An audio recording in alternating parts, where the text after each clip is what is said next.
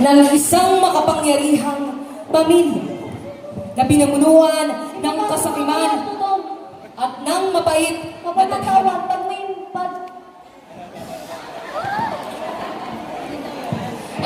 mapait na tadhana.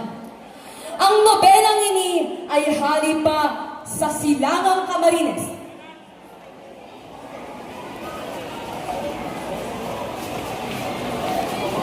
Kung saan takda sa banwang mayaman sa mga danaw, baybayon, bulubundukin, kasinungalingan at kasalanan.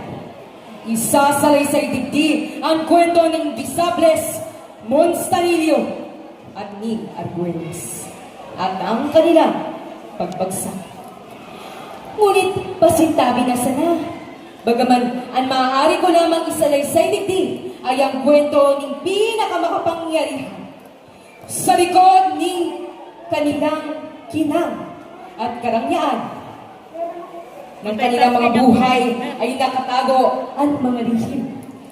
Ini ay sarong salaysay ng mga puwersang patuloy na nagpapahirap at umaalipusta sa lipunang Pilipino hanggang sa kasalukuyan.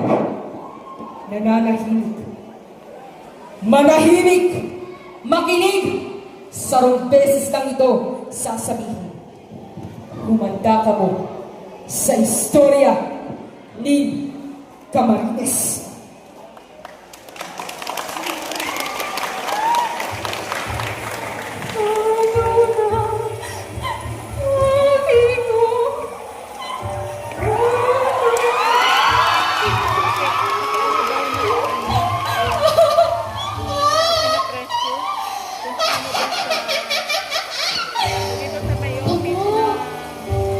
Todo mo ka mo! Iyo, gabos ka mo mga nagpaparadaan! Ako, mga sala nito! Ika!